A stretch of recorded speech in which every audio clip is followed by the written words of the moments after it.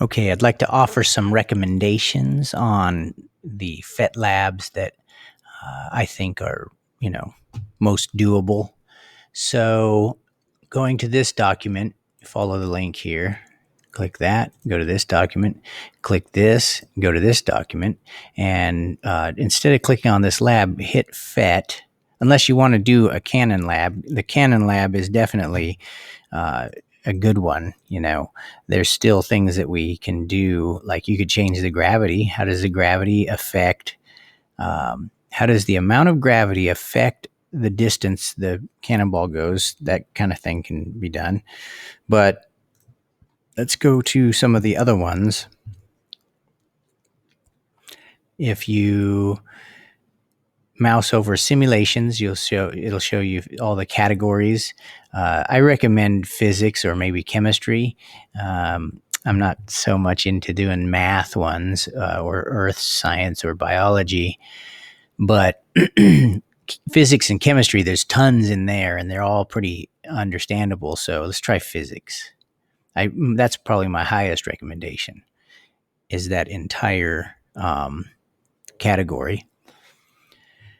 But, and, realistically, I could probably find ways to manipulate the variables in probably all of these, but the ones that I think that would be least confusing for you, the skate park, the energy skate park probably has plenty of stuff. I would recommend something in there. You could do, how does the height on the ramp, the height on the skate park ramp affect the, I don't know, kinetic energy? I mean, whatever it says inside these settings, whatever it's measuring, here it shows kinetic energy, forces in motion, as long as you can manipulate. Let me take a look in there.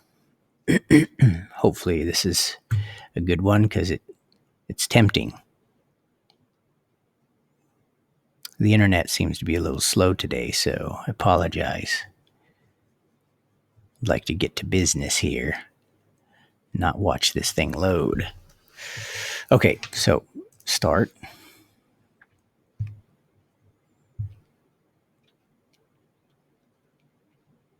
Well, I was going to offer an overview, and now this is taking longer than I want it to. Here. I shouldn't have even went down that rabbit trail. So, simulations, physics. Yeah, this is all going really slow. I should probably just close this so that other stuff loads faster. Okay, so yeah, you could do balancing act. How does the distance you set a weight out on a teeter-totter affect, like how does the position on the teeter-totter affect how much weight it can support? That could be something you could do. I'm not sure what the settings are in that because it wouldn't load very fast, but Hooke's law, that would be probably something doable. Although masses and springs would probably be better instead of going sideways, but they both deal with Hooke's law. Obviously, the Canon lab, pendulum lab is highly recommended. And there's a number of different things you can do in the pendulum lab. Waves, you could change the frequency. How does the frequency affect, the period?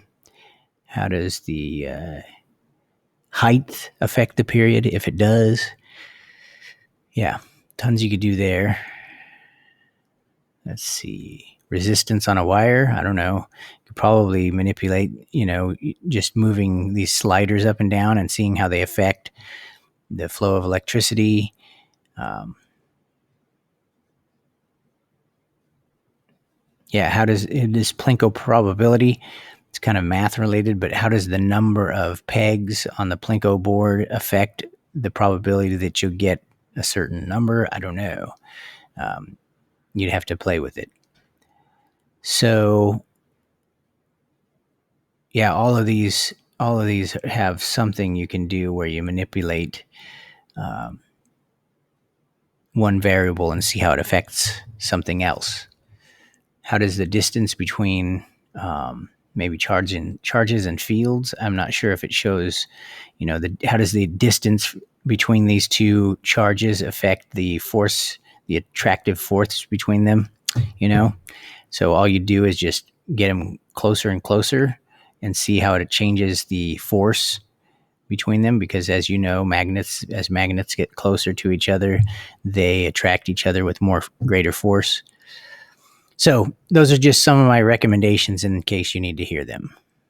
Good luck. Like and subscribe.